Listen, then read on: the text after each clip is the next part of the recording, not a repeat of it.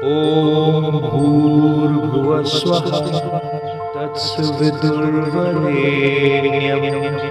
भर्गो देवस्य धीमहि धियो यो नः प्रचोदयात्। जय श्री कृष्ण मेरे सनातनी बंधुओं। महाभारत के पिछले अंक में हम लोगों ने अध्ययन किया कि जब दुर्योधन को यह ज्ञात होता है कि उसके पिता धृतराष्ट्र ने जो है वो सभी पांडवों को दासत्व से मुक्ति दे दिया है तथा सभी संपत्ति को वापस कर दिया है, तो फिर वो अपने पिता को आकर के बताता है कि अर्जुन बहुत वीर है, उसको युद्ध में पराजित करना संभव नहीं है। इसीलिए वो बताता है, अनुरोध करता है अपने पिता से कि पांडवों को पुनः द्वैत क्रीड़ा का खेलने के लिए उनको पुनः से आमंत्रित किया जाए। हालांकि इसमें पहले जो है वो द्रोणाचार्य, कृपाचार्य, विदुर, भीष्म पितामह सभी लोग मना करते हैं, परंतु अंत में धृतराष्ट्र जो है वो दोबारा द्वैत क्रीड़ा का आयोजन करने का आदेश दे देता है। महाभारत के इस अंक में हम लोग इससे आगे अध्ययन करेंगे।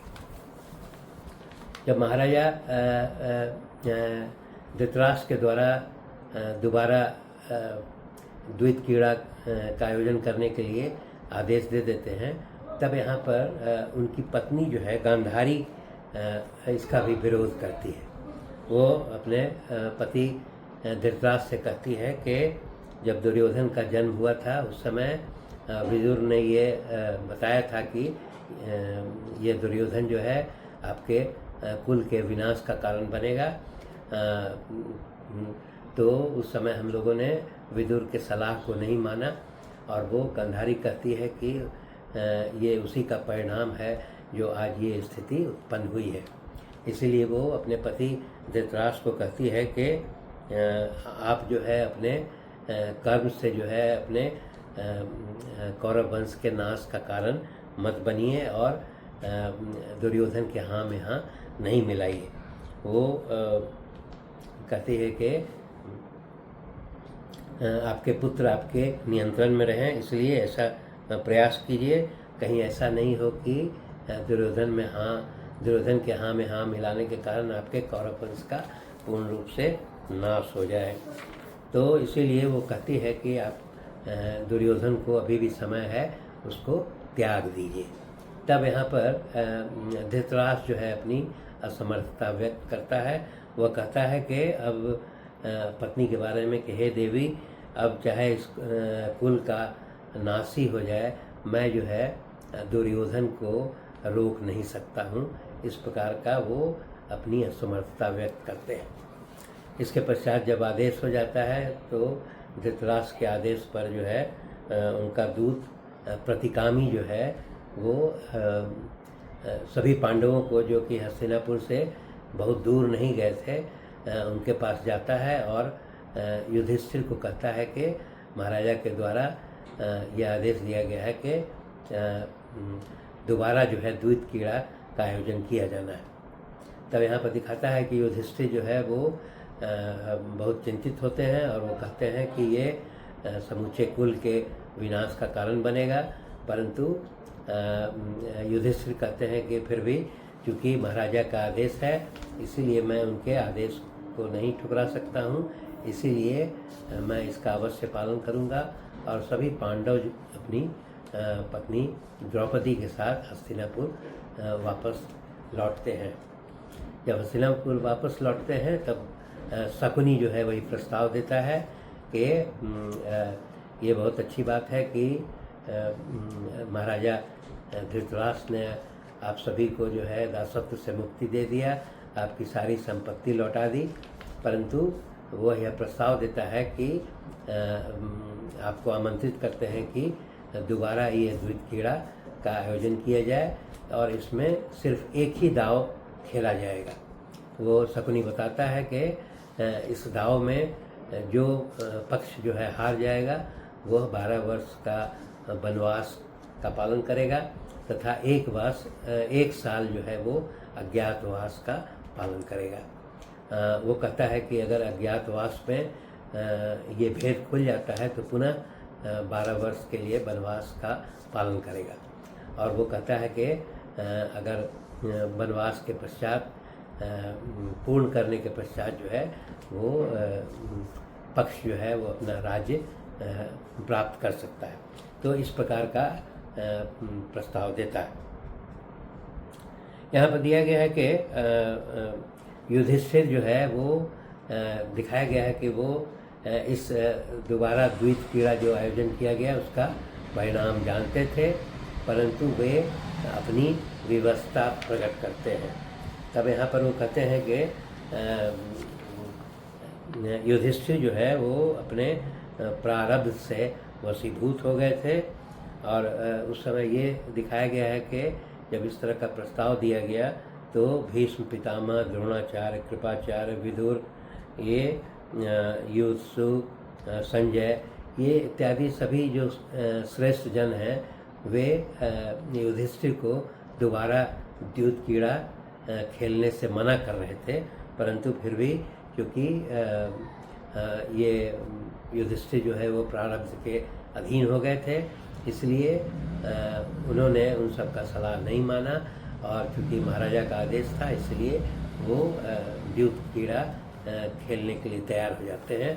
और उसके पश्चात शकुनी के द्वारा जो है द्यूत क्रीड़ा प्रारंभ किया जाता है और उसके द्वारा एक दाव लगाते हुए पासा फेंका जाता है। और जैसा कि निश्चित था इसमें जो है शकुनी वो इस दाव को जीत लेता है, अर्थात जो है सभी पांडव जो है वो पराजित हो जाते हैं। और उसके पश्चात वे सभी जो है पांडव वन गमन के लिए वो दीक्षा प्राप्त करते हैं, अर्थात तैयारी करना प्रारंभ कर देते हैं। तब यहाँ पर दिखाता है कि जब ये निश्चित हो जाता है कि सभी पांडव जो है वो वनवास में जाएंगे, तब यहाँ पर दुशासन जो है बहुत अपमानजनक बातें सभी पांडवों को कहता है। वो उनका मजाक उड़ाता है। वो कहता है कि अब जो है पूरी पृथ्वी पर जो है कौरवों का राज हो गया है और जहाँ पहले सभी पांडव राज किया करते थे उसी में वो वन में निवास करेंगे। और उसके पश्चात वो सभी पांडवों को कहता है कि वो अपना राजसी वस्त्र उतार दें और मृग चर्म धारण करके और वन गमन को प्रस्थान करें। वह दुशासन यहाँ तक भी द्रौपदी को भी अपमानित करता है। वो कहता है कि तुम्हारे पिता जो है द्रुपद वो जो है तुम्हारे लिए अच्छा वर का चुनाव नहीं कर सके। और वो कहता है कि ये जितने कुंती के पुत्र हैं वे सभी नपुंसक हैं, इसीलिए तुम्हारा लालन पालन नहीं कर सकते हैं। और वो दुशासन कहता है कि तुम अपने लिए कोई दूसरा पति चुन लो। इस प्रकार का बात कह करके वो द्रौपदी को अपमानित करता है। तब यहाँ जो है वो इसके अलावा और भी बहुत सारे कटु वचन जो है दुशासन के द्वारा जब कहे जाते हैं तब भीमसेन जो है बहुत क्रोधित होते हैं और क्रोधित होकर के दुशासन को कहते हैं कि तुम जो है दुष्ट हो और तुमने कोई अपने बाहुबल से जो है ये विजय प्राप्त नहीं किया है, बल्कि शकुनी के द्वारा छल विद्या से जो है द्यूत क्रीड़ा के द्वारा ये राज्य प्राप्त किया है, इसलिए तुम्हें बहुत सेखी नहीं बघारना चाहिए। और इस प्रकार वो ये कह करके पुनः जो है वो दुशासन पर बहुत क्रोधित होते हैं और कहते हैं कि मैं युद्ध में तुम्हारी छाती फाड़ दूंगा और तुम्हारा रक्त पीऊँगा। और वो ये कहते हैं कि तुम्हारे सर को मैं अपने पैरों से लगा करके उससे वो पैर से ठुकराऊंगा। वो ये कहते हैं कि जिस प्रकार सिंह जो है वो मृग का रक्त पीता है उसी प्रकार मैं तुम्हारी छाती का रक्त पीऊँगा। और उसके पश्चात फिर वो यह भी कहते हैं कि मैं धृतराष्ट्र के सभी पुत्रों का वध करके कौरव वंश का नाश कर दूंगा। तो यहाँ पर फिर वो यह भी बताते हैं भीमसेन कि दुर्योधन का वध तो मैं करूँगा और अर्जुन जो है वो कर्ण का वध करेंगे और इस जुआरी शकुनी को जो है वो सहदेव मार डालेंगे। इस प्रकार की बात वो कहते हैं। तो इस प्रकार जो है जब भीमसेन अपना क्रोध प्रकट करते हैं तो वहाँ दिखाया गया है कि अर्जुन जो है भीमसेन को के क्रोध को शांत करते हैं और वो ये कहते हैं कि तुम्हें इतना क्रोधित होने की आवश्यकता नहीं है। आज से 14 वर्ष के बाद जो है हम लोग युद्ध में जो है कौरवों को पराजित करेंगे और अपना राज्य पुनः प्राप्त करेंगे। तो उसके पश्चात सहदेव जो है वो अभी जो है शकुनी को कहते हैं कि मैं तुम्हें युद्ध में मार डालूँगा और नकुल बोलते हैं कि चूँकि आप लोगों ने द्रौपदी का चीरहरण किया है, उसे अपमानित किया है, उसके बदले में सभी धृतराष्ट्र पुत्रों का संहार मैं कर दूंगा। इस प्रकार जो है वो नकुल भी जो है इस तरह का बात बोलते हैं। जब ये निर्णय हो जाता है तब विदुर जो है वो कहते हैं कि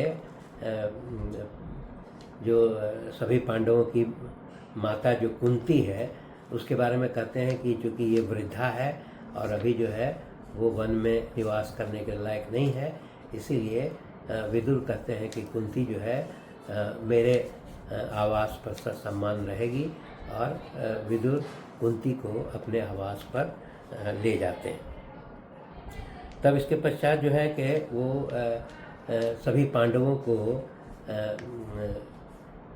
प्रोत्साहित करते हैं और कहते हैं कि ये अधर्म से पराजित होने से दुखी नहीं होना चाहिए। और फिर वो सभी पांडवों को कहते हैं कि तुम जो है कि वो सभी भाइयों में एकता बना करके रखना और निश्चित तौर पर तुम जो है युद्ध में विजयी होगे।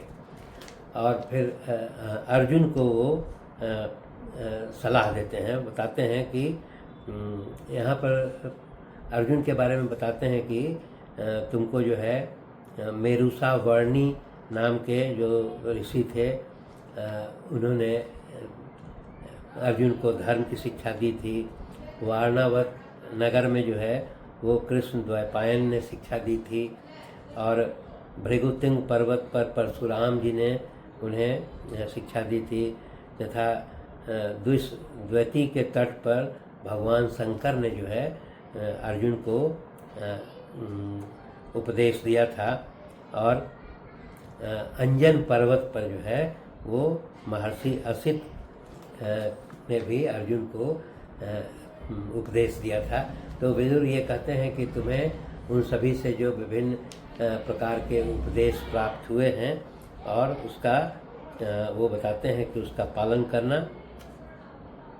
और वो कहते हैं कि जो तुम्हें ऋषियों से जो ज्ञान प्राप्त हुआ है उसको तुम कभी त्याग मत करना और तुम अपनी शक्ति से जो है वो सभी को पराजित करोगे।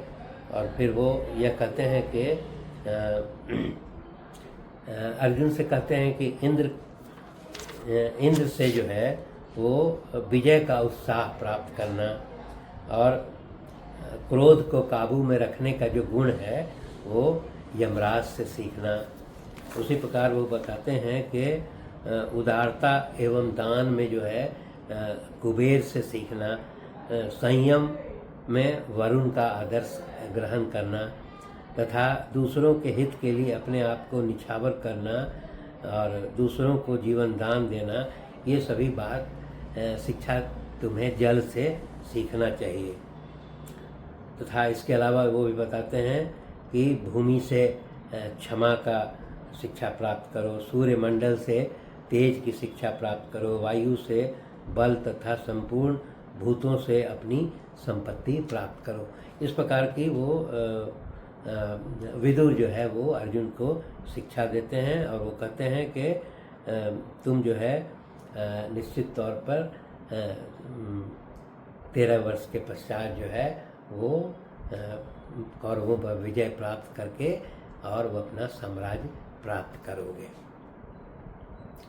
शेष अगले अंक में। धन्यवाद।